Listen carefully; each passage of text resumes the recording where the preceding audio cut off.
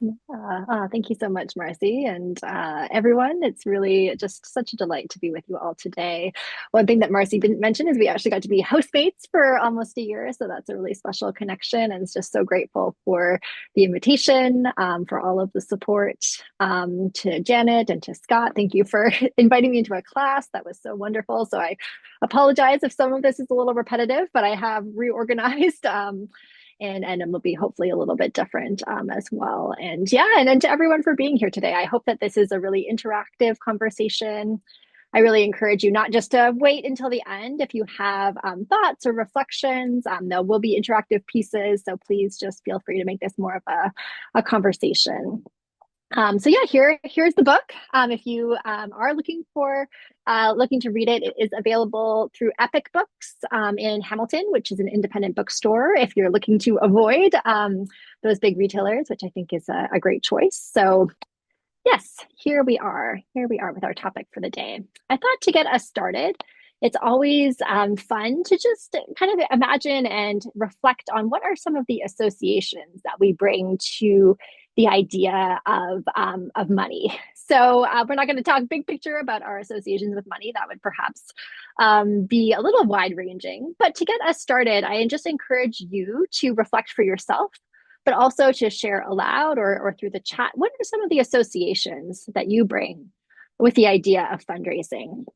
Excuse me. So that could be people, that could be places, that could be personal experiences, that could be various ideas. Maybe you've done fundraising, you have given to fundraisers. So just want to invite us all to take a moment to reflect on the ideas and the maybe the associations that we bring to this idea of fundraising as we come to our conversation today. For me, I would say when I think of fundraising, I think of a lot of things. I think of selling Girl Guide cookies. I think of fancy galas. I've never been to one, but I have this picture of what that would be like with, you know, fancy elaborate food, with speeches. Those are some of the associations that I bring, and I see that others are hopefully sharing theirs too. So that's wonderful. And I think, yeah, I think there's it's a complicated thing. Maybe some of those ideas are ones that evoke really positive memories, positive associations. Maybe some of the other ones I heard, some of the more complicated aspects of maybe work that's really difficult, maybe work that's sometimes manipulative, that might feel like there is an element of objectification of just using someone to get money out of them, for instance. So yeah, fundraising is really complicated. But it's something that we do in our faith communities, most of our faith communities at least. It's something that we engage. And so for me, I would encourage us to reflect, how do we want to be engaging fundraising if we're going to do it? How can we bring our values into discerning what is really aligned with what we believe and aligned with what we say is important in all of our life together, all of our faith traditions coming to bear, versus what is perhaps just coming from how we think fundraising should be done or how we see others doing it, or perhaps from other organizations or corporations with other motives and values that we might not share. So I will now invite you just one more time to do another word association exercise and to reflect on this idea of economic justice. Excuse me. So yeah, what comes to mind when you think of economic justice? Maybe there are campaigns you've been a part of. Maybe for me, I would think about living wage campaigns. I would think about racial justice as a major component of economic justice. I would think about social assistance programs. I would think about maybe protests, letter writing campaigns. Encourage you again to use unmute yourself or use the chat to share some of your own economic justice associations, not only with the ideas, but maybe with the places, the people, the situations. For me, I probably go away from the ballroom and maybe out to the streets, out to the people who are most impacted by economic injustice, perhaps. Noticing, and maybe you can do your own sort of meta analysis of this exercise. And yeah, I'm hearing a lot more, theological concepts coming up, hearing a lot more about values. And again, just encourage you to think about economic justice, how that factors into our faith communities, how our values inform that. If it seems like to do some comparison work as well, think about fundraising versus economic justice. Did you have more positive association with one or the other? Do you see the two as intersecting? Are there any places that you can imagine where both happen? Are there any ways that economic justice can inform how we do fundraising? Is fundraising necessary for economic justice?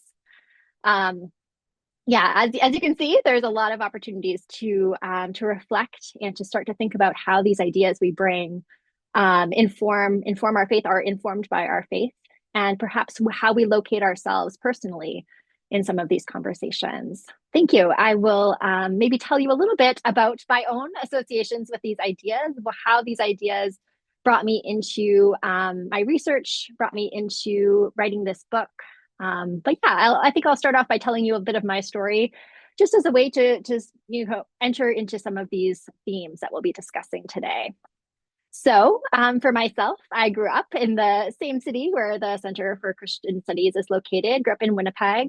Um, and for me, I really got quite involved in the church in my teenage years, thanks to some students from the Center for Christian Studies who did a placement at my church and at some neighboring churches. So credit to CCS right there for sure. Some of these students brought me to protests, brought me into the intersection of faith and justice, really, really kind of enlivened in me the sense of the ways that faith and justice really can support one another, how faith grounding can really benefit work for justice and perseverance over the long haul. So that's sort of my origin into some of this work. And as is common, if you're a young person and you're interested in the church, often you get put on committees, so you get a lot of opportunities to go deeper very quickly. And that was certainly at least my experience. And it was really exciting. I would say for me, I had some really excellent opportunities to serve on different committees. And it really felt to me like every issue that I was in my kind of growing social awareness was becoming aware of. It felt like the church was doing work on a lot of these issues as well, and that was really exciting. And maybe you're part of the United Church, maybe you're part of a different faith tradition, but yeah, for me that was really great to see. However, as I mentioned, getting put on those committees from a young age was wonderful in a lot of ways, but also just incredibly difficult.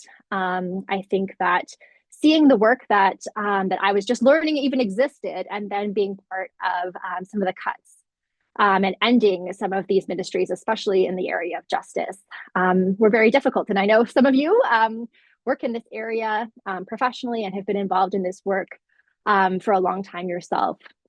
And this was, yeah, really, really difficult, as I mentioned, to see just the aspects of ministry that were bringing me into the church. To me, felt like the kind of the first to be cut. Not to say that that was the only area where cuts were taking place, but it was just really challenging. I'll share one time in one of my seminary classes at Emmanuel College. A few of us went around and we shared our stories of what led us to get involved in the church. And it was really interesting to note that for all of us, it was some aspect of ministry that was being cut. Maybe it was a national young adult event, maybe it was an overseas experience. All of the experiences that each of us, at least in that class, had that brought us kind of from our local congregational involvement into a desire to serve the church in ministry.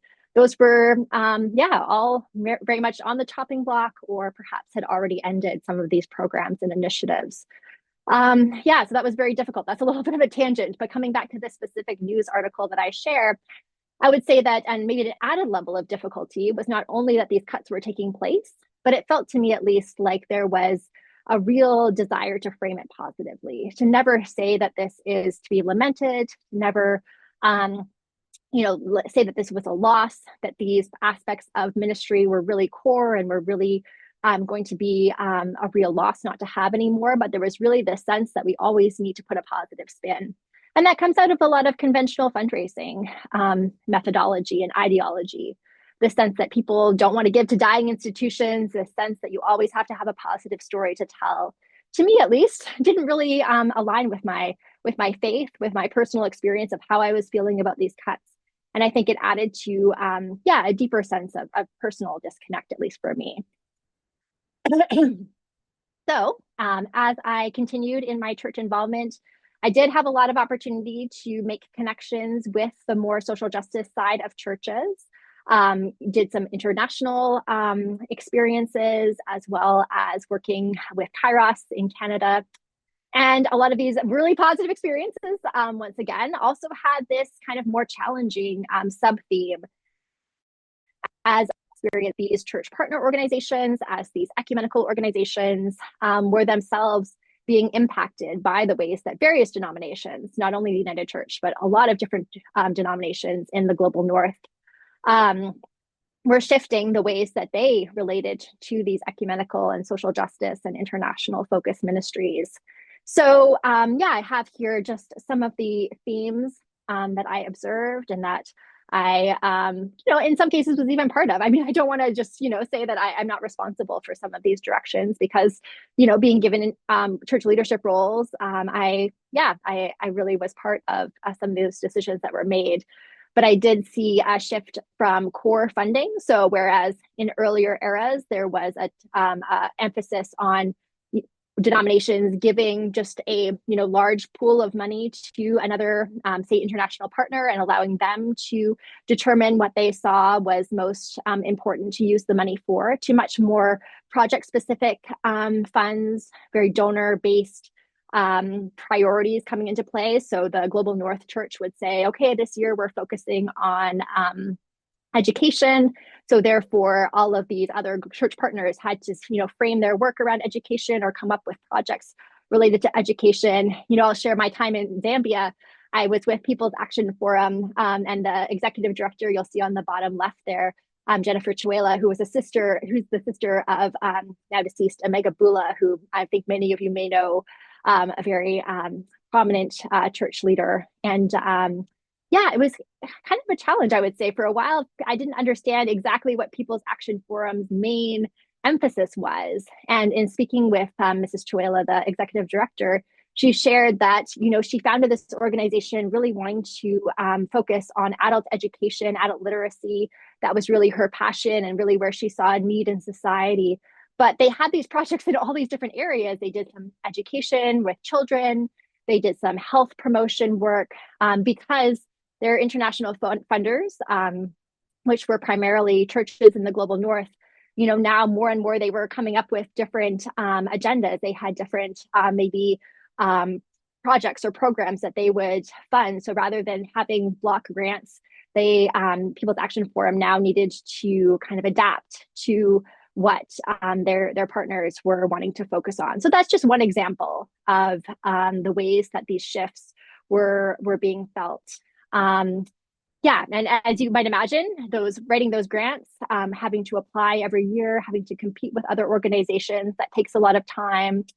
And a lot of administrative energy has to go into that work. But at the same time, a lot of the project-specific donor constraints are that they don't want money used for administration. They don't want money going to, photocopiers or going to rental of an office space. They want money going to, directly impacted people, which I think, to some extent that critique maybe comes from a certain place. But I think if we're wanting to move away from charity and more towards a social justice approach to addressing underlying causes of injustice rather than just band-aiding over the impacts of injustice, it's really important to have staff. It's important to have photocopiers. It's important to have people who can spend time doing research and going to conferences and engaging in advocacy work. And sometimes that's harder to quantify for a donor, or there are even donors and church partners who don't want to do that more advocacy focused work. They maybe want to only focus more on the charitable side of things because it's less controversial, for example. So those are just some of the issues that I experienced myself. So how did this all lead into me doing a PhD, me writing a book? I think some of those stories hopefully give you a sense of the more kind of internal spiritual conflict I was feeling. And then this slide, I would say, just tries to maybe put in more academic language or more kind of clearly state what the divide is that I felt internally as a young adult, and then decided to research how I would articulate it in a very simplistic way. And obviously, I have a dissertation that says it in a lot more words. But to really focus on, for me, what I saw as this sense of disconnect between the work of Christian economic ethics, the work, more broadly speaking, of social justice work in the ecumenical, the global social justice focused faith traditions, and on the other hand, the ways that money tends to be approached. So we might talk about that under the framework of Christian stewardship. We could also think about that more as the fundraising side, the budgeting, the more financial administration side of churches. So on the side of Christian economic ethics, and for some of you, this was going to be very familiar. Maybe you were a part of creating some of these documents. Maybe you've studied some of this work. I know that CCS is definitely a school that emphasizes this aspect of ethics, of social ethics. But yeah, I'd focus on injustice in global economic systems, a lot of critique of our mainstream financial systems like capitalism and neoliberalism, a lot of work showing the connections between various forms of injustice. So an intersectional approach that looks at white supremacy, racial injustice, colonialism, and so forth. And then drawing on our faith tradition, for those of us within the Christian faith, looking at Jubilee, some of the words that some of you shared when we were talking about economic ethics, that is very much, very much what I'm thinking about in terms of looking to scripture, looking to Christian tradition for alternative models that are more just. Then on the other hand, when I read part of, I'll share more of this with you later, but I did some work looking at Christian stewardship books. There's a lot of them out there, and a lot of not only the books, but also the ways that Christian stewardship is practiced, the ways that people talk about it, looked at some I attended, and then also studied some of the stewardship seminars and other kind of resources that exist, and really found very different values. This real sense of, we don't need to question sources of money. That comes up around investments often, really the sense of, well, let's just have our money go out there and make money if we can, create an endowment if we can, and not ask questions about where that money is being invested. This sense of, more money is always better than less. So there was not to say that there would be, there's certainly good things that money can do. But I think there's also a time for discernment about, how much is sufficient to run our church. This sense of, does a church, what is kind of core and peripheral to a church? The idea of the church being in competition. A lot of these stewardship books talk about, wanting to outcompete other nonprofits that exist now, or even outcompete the church down the street by making sure that your programs are better, or whatever the case may be. A sense that fearing scarcity is a sign of spiritual weakness, a sense that we should just believe in abundance for our personal finances as well as for our churches. Really, for me, I think that there can be certainly faith and trust that goes beyond what we have evidence for. But I do think that blaming people, especially on a personal level that are experiencing scarcity, putting a level of spiritual blame over what they're experiencing is, to me, at least very theologically harmful. And then finally, that final point there, this idea that business leaders are the only ones or the best equipped to serve on the area on financial teams, budget teams, and so forth. And not to say that business leaders don't necessarily have gifts to offer, but what about people who have experienced economic scarcity? Are we also including them in the financial decisions of our churches? So that's a little bit of the divide that I believe exists. If you want to talk more about that, or maybe ways that you've experienced this divide similarly or differently, I would love to get into that. But let me just maybe continue a little bit more before we have too much conversation. So as I mentioned, a lot of what I did is I looked at all of the books about church stewardship that had been published since the year 2000 and did an analysis of some of the themes, some of the ideas that are present. So I just put a couple of examples up here as a way to sort of illustrate the ways that I see, at least, that lack of attention to economic justice in this literature. So this is an example from one book called Giving to God that says that we should focus on pleasing God rather than satisfying our own needs. because, quote, it is quite frankly none of our business if God chooses to give more generously to others than to us. So, to be generous to this book, there's certainly, I think that Bark Powell there is trying to say, don't ask these questions about why you're not a mega millionaire, why you're not, why you don't have a yacht. Kind of just, be grateful for what you do have, which can be an okay message if you have sufficient material resources. But how does this message land for people who have economic insufficiency? Are we just telling them, well, don't ask questions because it's God that determines, who has how much money, and just to be, accept whatever you do have. And I think for me, that really denies the role that colonialism, that racism, that gendered injustice play in determining how much money different people have. And for me, I don't believe that God is, one who determines how much money different people have. So for me, that's a theological problem as well. Another example here, coming from Ministry in Hard Times. It's not exactly, it's in the category of Christian stewardship literature because it talks a lot about how to make difficult financial decisions in times of economic scarcity. But I think one of the aspects that's really interesting, and I encourage you to reflect for yourself on this as well, what is kind of core to church? What do you have to have in order to be a church? And what's maybe, a nice extra, but maybe not essential? I think that is such an important question to ask. And I think the way that they answer that question is by saying that in times of economic hardship, that community service, youth ministry, those are things that are more kind of peripheral to the church and can perhaps be kind of let go of. And with respect to youth, they say, youth are the future of someone else's church and not yours. Most of them will grow up and move on to some other city. And they kind of use that as a supporting argument for maybe putting investment in other areas. To me, that's really interesting, this idea that, they sort of say that children's ministry is something that you should put money into because that'll bring parents, and parents can be givers. And it's just really interesting for me, at least, to reflect on this idea of how do we determine what is most important? Is it the aspects of ministry that are most likely to lead to revenue? Is it just our associations? Well, a church has to have a building, for instance, or, if we're going to look at our values, going to look at our faith tradition, what would Jesus say maybe is most important and what is perhaps not essential? So those are just kind of a couple of examples of some of the issues that I looked at. I think that this idea of stewardship, for me, that's kind of, I think, a problematic metaphor to use because I think that this idea of stewardship gives the sense that we are kind of just a house sitter, that we are just sort of temporarily in charge of the world and just kind of try to hold everything together until maybe Jesus comes back home. I think if you've ever been a house sitter, I've been a house sitter, you're probably not going to put solar panels on a house that you're just house sitting. You're probably not going to invite an unhoused person into that place because it's not yours.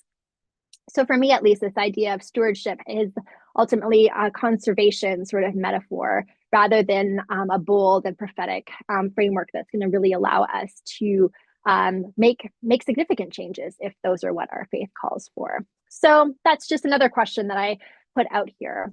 In my work, I drew on some of the excellent work being done in the realm of Christian ethics and Christian economic ethics. One example is the work of Tracy West, who some of you may be familiar with, an African-American ethicist. And in her work, she challenges the ways that often white people offer Thanksgiving for, maybe in prayer time, they might say, thank you, God, for all of the blessings of our lives. And she makes I think, a really good point to say is that, as I mentioned earlier, is that sort of giving God the role of determining how many material resources one person has, rather than another. Now, it's not to say that I'm putting down gratitude or that we should never, express gratitude to God for anything. I think there certainly is a lot that is good to be grateful for. But I do think we need to be very careful when we are blessing the offering, for example, in church. Are we suggesting that God has given, each person the amount of money that they have? And if so, what does that say about God? And what does that say about economic inequality? So just, some of the questions that I'm asking. I think that this work of looking at church finance is really important, also in terms of the struggles that church members face. Robert Withnow is a sociologist who does some really great work looking at how a lot of people spend a lot of time stressed about their personal finances, and that churches can really do a lot by helping people to think through their personal financial decisions, to support one another if they are experiencing economic insecurity or economic challenges in their lives. And that avoiding issues of money is actually avoiding a really important pastoral and prophetic need of the people in our churches and in our broader communities. So just highlight his work as well. And then maybe to just wrap us up, I think it's also important to note that the sense of disconnect between values and practices, the sense that churches are being run too much like businesses, also has an effect on why people may be leaving organized religion right now. So this is just one study that was done that showed that people are leaving. One of the reasons that people cite for leaving religious communities is the sense of hierarchy, the sense of business interest being what determines those decisions. And then in the second study that I mentioned, for young people specifically, that they have found religious people to be hypocritical. And I think that, it's not only about finances. Certainly there's a lot of other hypocrisy going on, but I do think that sense of disconnect between, you preach these wonderful things, you maybe have important, you show up for protests in the community, you do good work, but yet when I go to a budget meeting, I don't necessarily see those values reflected. I think that sense does lead to some sense of insincerity, at least in my perspective. So what can we do? Churches are doing really creative things. There's so many positive examples out there, and I'll just mention a few of them. One that I'll mention before I get into this one comes from a church that went through every line of their budget, and they had made racial justice a major focus for themselves that year. And they decided to look through their church budget and ask the question of how would an increase or a decrease on any line of their church budget either further work for racial justice or not. So that, I think, was a really interesting way to very practically bring the lens of racial justice and economic justice into a church budget, to ask every single, with every single line, okay, if we increase the amount that we're spending on the, worship ministry, if we increase or decrease the amount that we're spending on subsidizing various rentals, whatever the case may be, how does that further or not our commitment to racial justice? I thought that was a really great example of a practice. This is a community called Circle of Hope that did some really great work around debt annihilation. So bringing together small groups of people with credit card debt to pay off one another's debt. So they each made their own minimum payments, but then they would pool funds to pay off whoever's interest rate was the highest, so that in the end they would pay less interest. As a whole, they would work as a team. There was a lot of support, find some seed money from the church, as well as some support towards addressing the systemic issues, why people experienced credit card debt in the first place. So I think that's a really interesting example. This is a church in Washington, D.C. called Luther Place. And they've created a really great social enterprise initiative called the Beloved Community Incubators. And they, one of their first initiatives, and they've done a few others since, was to organize some people in the community who are working in the cleaning industry into a worker-owned cooperative, so that they could set their own wages, so that they could set their working conditions. They could become owner-operators of their own businesses. They could use more eco-friendly cleaning products and so forth. So seed money from the church helped to establish this and some other social enterprises in the community. So yeah, maybe I'll just stop there, but I do want to share that I think there's a lot of hopeful work being done, to share that there's a lot that we can do, even on a small scale, I think, to start to bring some of our values into our sort of administrative practices or our financial areas of ministry. And I think, just coming back to wrapping things up, I really think for me, it's, I have so much compassion, as I was sharing with my group, for those folks who maybe, don't want to take anything that feels like a risk, or to really feel like, that they have been entrusted with preserving the church into the future, that they really feel like that's a lot of burden on their shoulders. And that's not an easy place to be in. And I think for me, it's just about, taking that good impulse and shifting what we are trying to preserve to say, it's actually, you're no one tasked you with preserving this specific building or with this specific ministry, but the broader values. How do we preserve the faith for the next generation? How do we preserve or enliven our values so that really the spirit of Christ can continue to be alive. So I think that bringing it back to Easter, bringing it into the sense of what are we trying to save, and if we try to in trying to save something, if it becomes something that it was never intended to be, have we really saved anything at all? So I just conclude with this scripture here that if we want to save our lives but lose it. Sorry, I shouldn't try to paraphrase scripture on the fly.